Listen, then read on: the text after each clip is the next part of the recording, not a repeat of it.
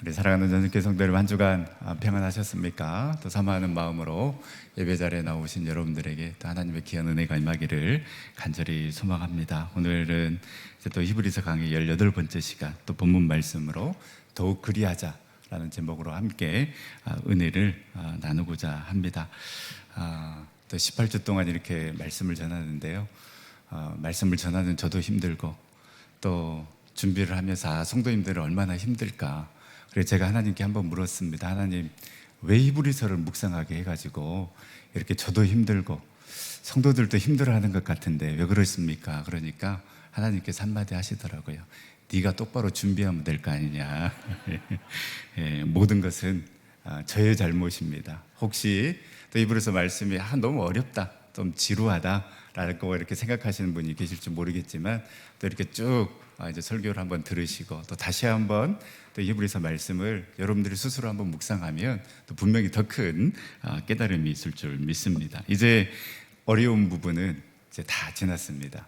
히브리서 10장 말씀은 이 히브리서 전반부의 이제 결론이라고 할 수 있습니다. 우리가 지난 시간에 히브리서 9장을 묵상하면서 이 짐승의 피가 우리의 죄를 대신할 수 없다라고 말씀을 드렸습니다. 율법과 제사를 통하여서 하나님께 가까이 나아가는 그 방법을 하나님께서 알려주셨지만, 그러나 인간에게는 이 율법을 완벽하게 지킬 능력이 없습니다. 그래서 죄인일 수밖에 없습니다.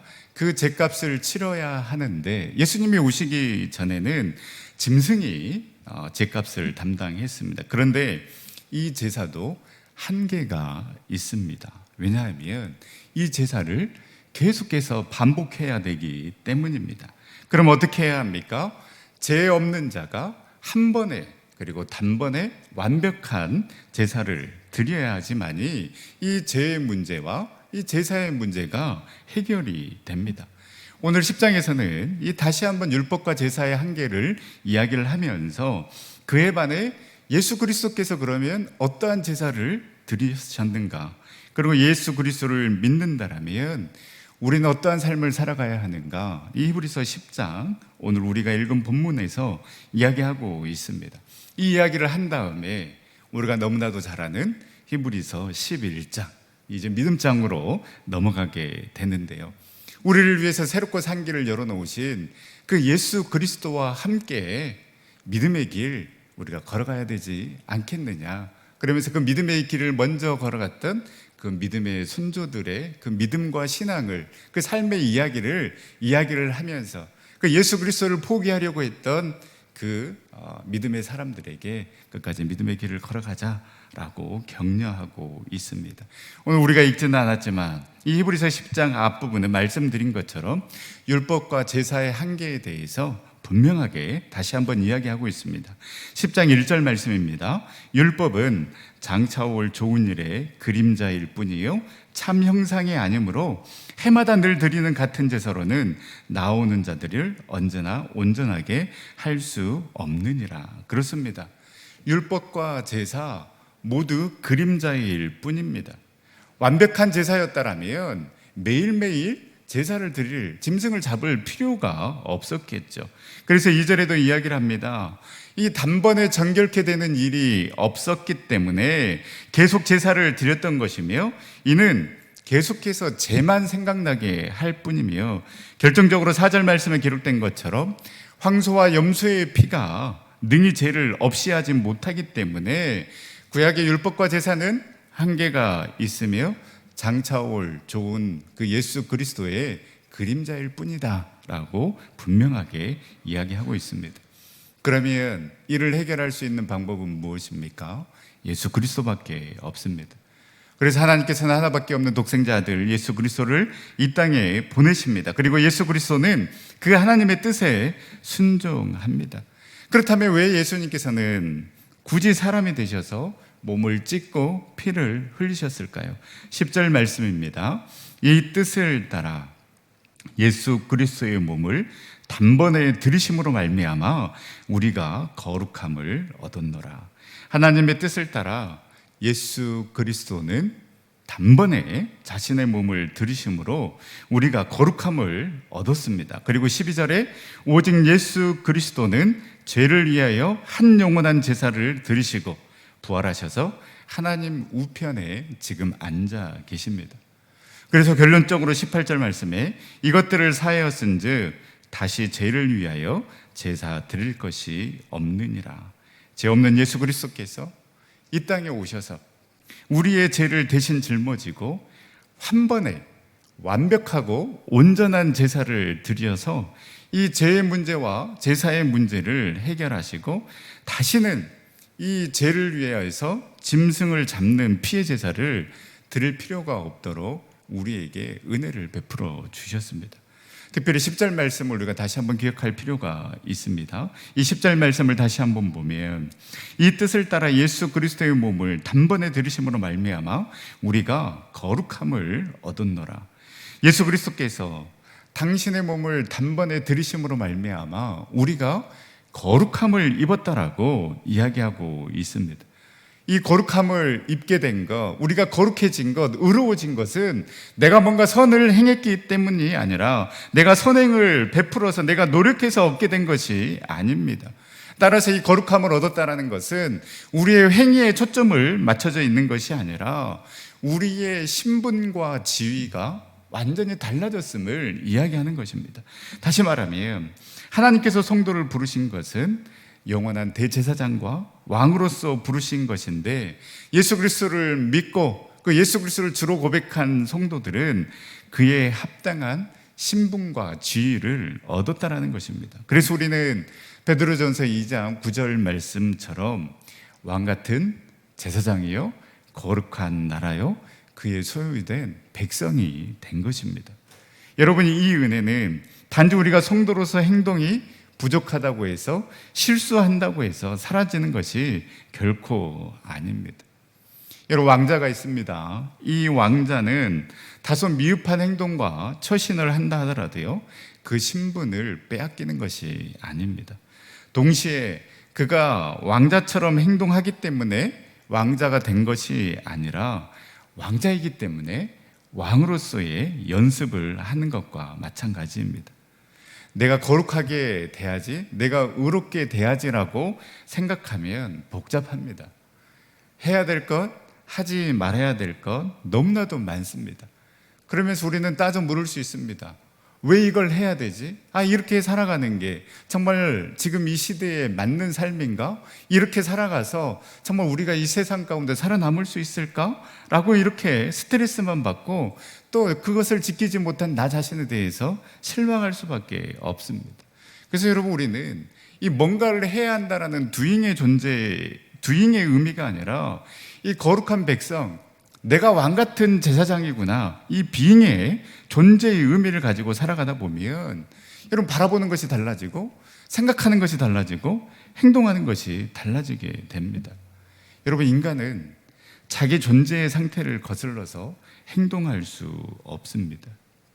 내가 제약의 자리를 즐겨하고 그것의 기쁨을 누리는 행위를 하고 있다면 과연 나의 존재 자체를 지금 내가 왕 같은 제사장으로 인정하고 있는가? 우리 한번 생각해 볼 필요가 있습니다.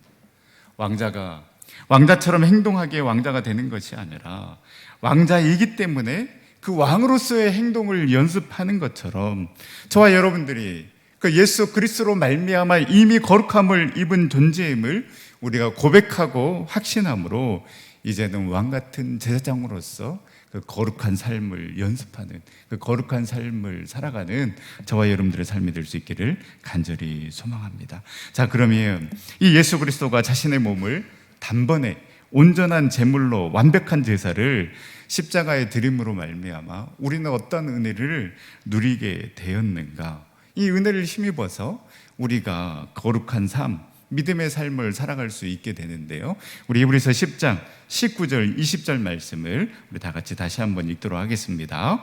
그러므로 형제들아, 예수의 피를 힘입어 성소에 들어갈 담력을 얻었나니 그 길은 우리를 위하여 휘장 가운데로 열어놓으신 새로운 살 길이요 휘장은 곧 그의 육체니라. 아멘. 우리가 히브리서 말씀을 묵상하면서 너무나도 많이 묵상했던, 인용했던 말씀입니다.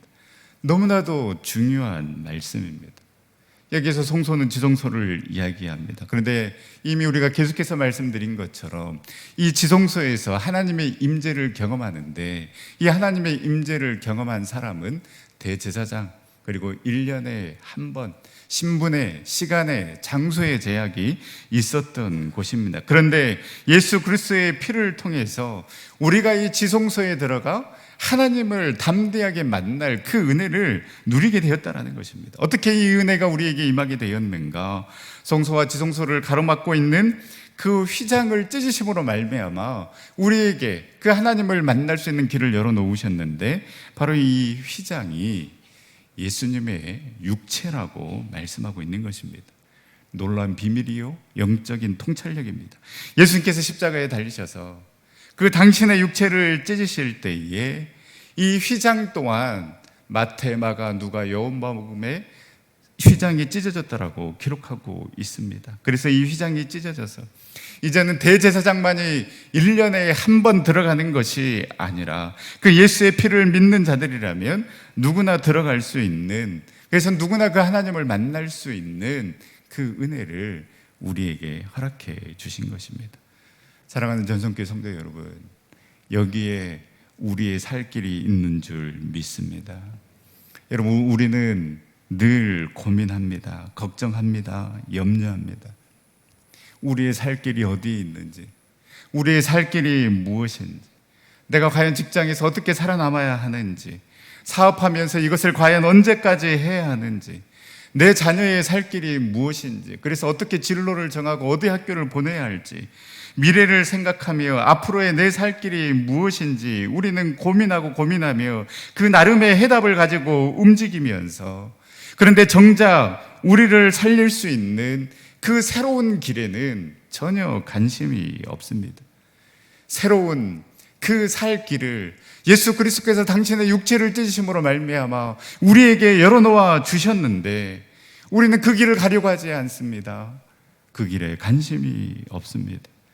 오히려 우리 주님께서 찾아오셔서 계시록 3장 20절 말씀처럼 계속해서 우리의 마음의 문을 두드리고 계십니다. 제발 나를 만나달라고, 제발 나와 함께 하자라고, 제발 나와 함께 대화 좀 하자라고, 그렇게 우리의 마음의 문을 두드리는데도 우리는 바쁘다고, 분명히 다른 방법이 있을 거야, 다른 길이 있을 거야, 내가 살 길 다른 길이 있을 거야 라고, 그렇게 우리는 예수님을 멀리하면서 예수님이 아닌 다른 방법을 찾아 헤매고 있지는 않습니까? 당신의 육체를 찢으시면까지 새로운 살 길을 우리에게 열어주셨습니다. 사랑하는 전성교 성도 여러분, 우리가 다른 길로 가지 아니하고 하나님께로 은혜의 보좌 앞으로 담대히 나아가 그 하나님의 방법으로 그 하나님의 인도하심을 경험하는 저와 여러분들 삶이 될 수 있기를 간절히 소망합니다. 그럼 어떻게 나아가야 하는가? 오늘 본 말씀에 세 가지를 이야기하고 있는데요. 첫 번째는 참 마음과 온전한 마음으로 하나님께 나아가자라고 말씀하고 있습니다.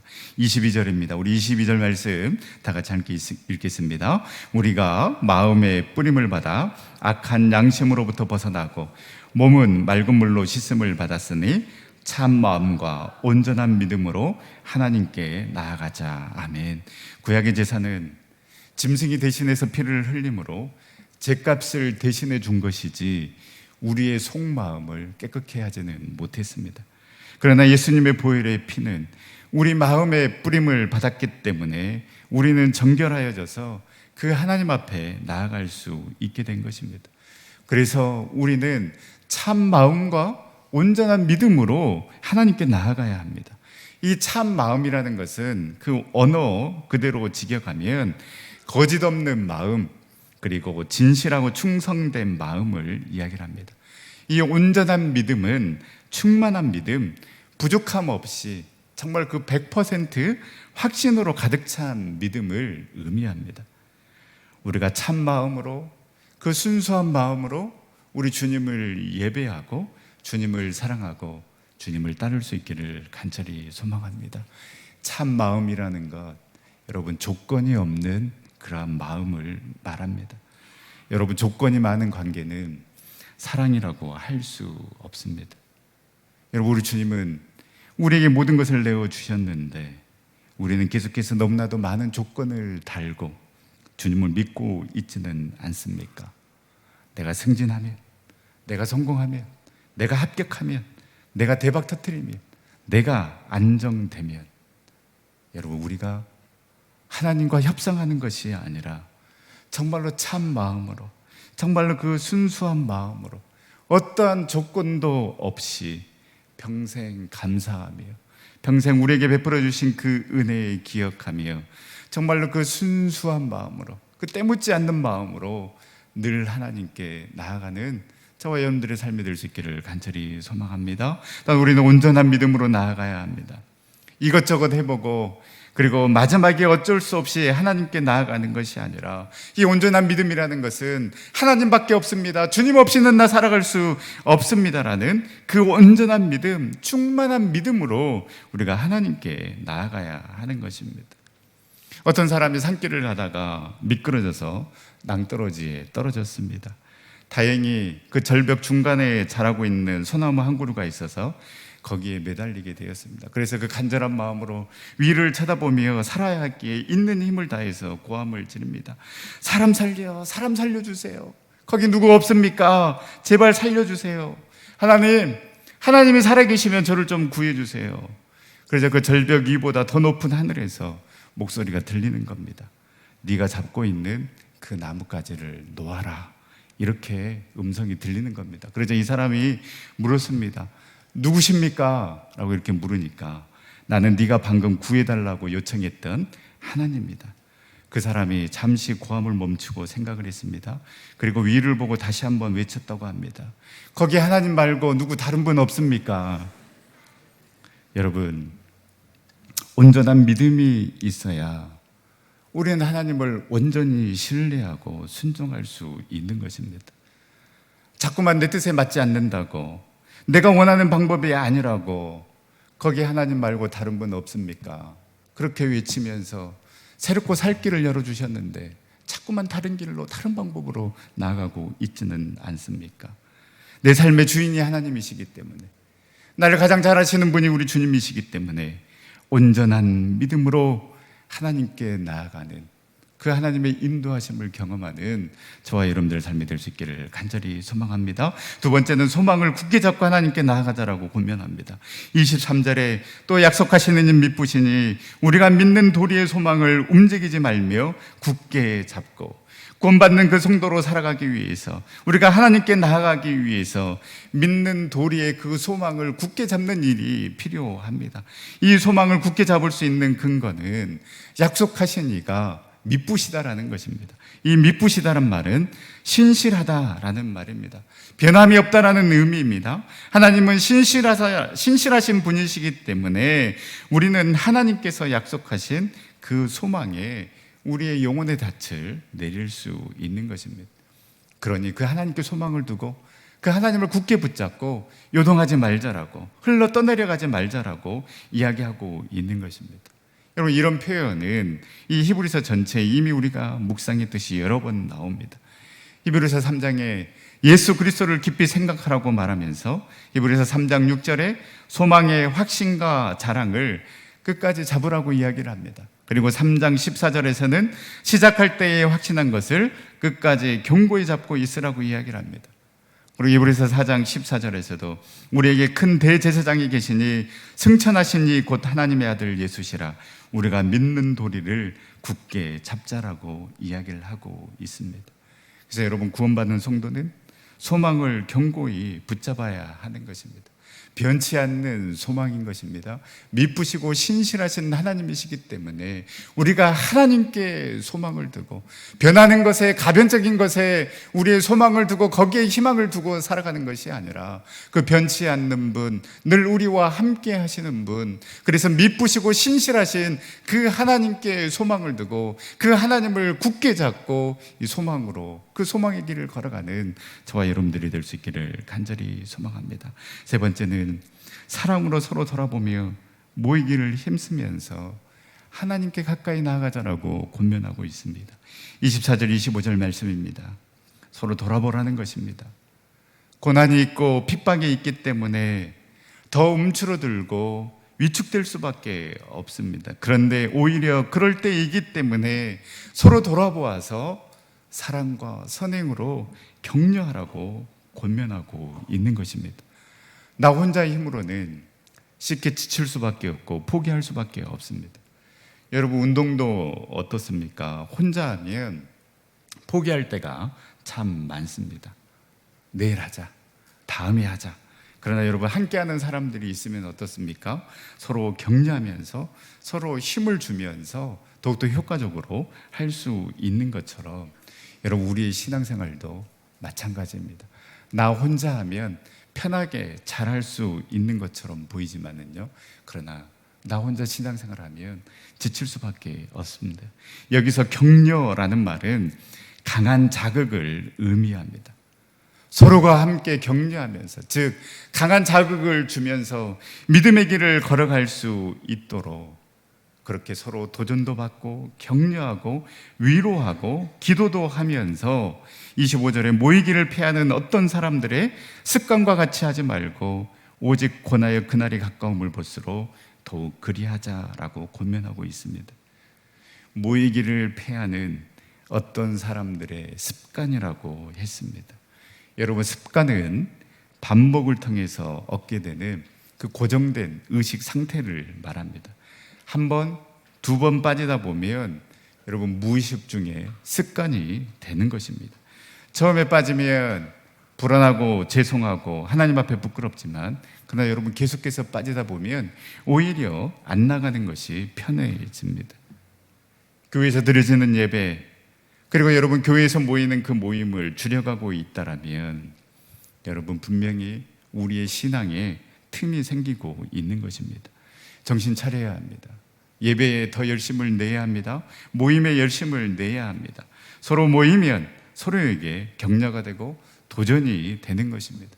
아무 문제 없었던 것만 같았던 우리 집사님, 권사님 삶 가운데 저런 어려움이 있었구나. 그 과거에 그 아픔과 상처가 있었구나.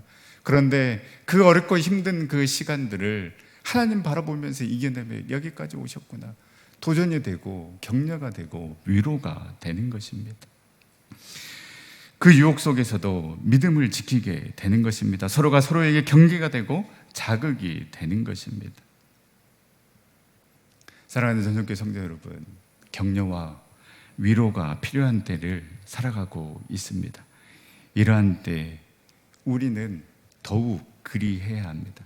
더욱 믿음으로 하나님께 나아가야 합니다. 더욱 소망으로 예수 그리스도를 붙잡아야 합니다. 더욱 하나 되어 사랑과 선행으로 격려해야 합니다. 그래서 더욱 모이고 더욱더 예배하고 하나님께 나아가야 하는 것입니다. 지난 8월 21일에 방영된 뉴스인데요, 제가 이 뉴스를 보면서 참 많은 생각을 하게 됐습니다. 그 뉴스 영상 한번 보시겠습니다.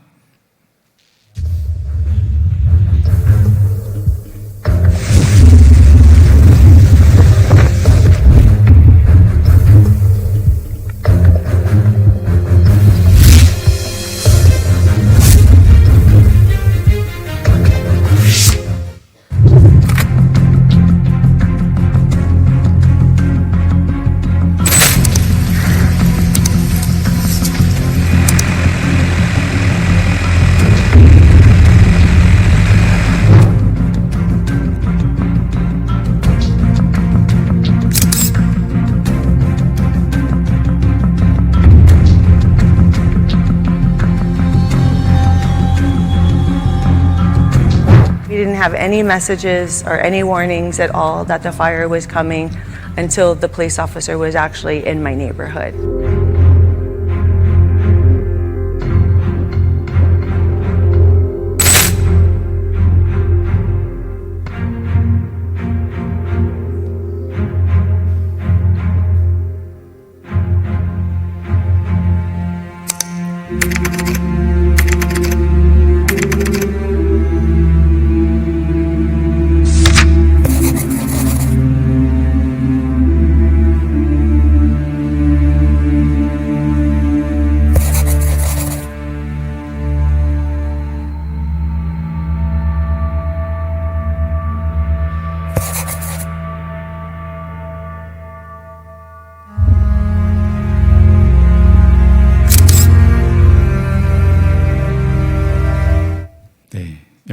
성경에서 보신 것처럼요, 정말 그 모든 집들이 다 잿더미로 변했는데, 그러나 그 빨간 집은 살아남을 수 있었던 것은 작은 변화가 있었기 때문에 그 잿더미 가운데 살아남을 수 있었습니다.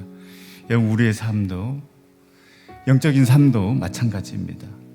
매일매일 똑같은 삶을 살아가지만 여러분, 그 똑같은 삶을 살아가는 그 삶에 조그마한 변화를 통하여서 우리는 새로운 삶을 살아갈 수 있습니다. 아무것도 하지 않으면 아무 일도 일어나지 않습니다. 우리 주님은 저와 여러분들을 살리기 위해서 당신의 몸을 찢으심으로 우리에게 새롭고 우리가 살 수 있는 길을 열어놓아 주셨는데, 여러분은 무엇을 하고 계십니까?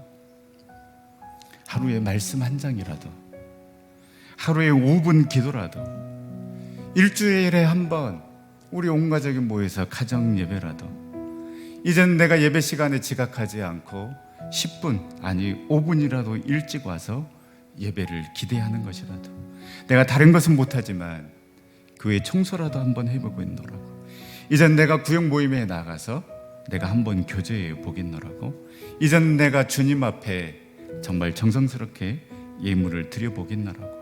여러분, 이 조그마한 변화가 나를 살리고 우리 가정과 우리 자녀, 우리 교회를 살리게 될 줄 믿습니다.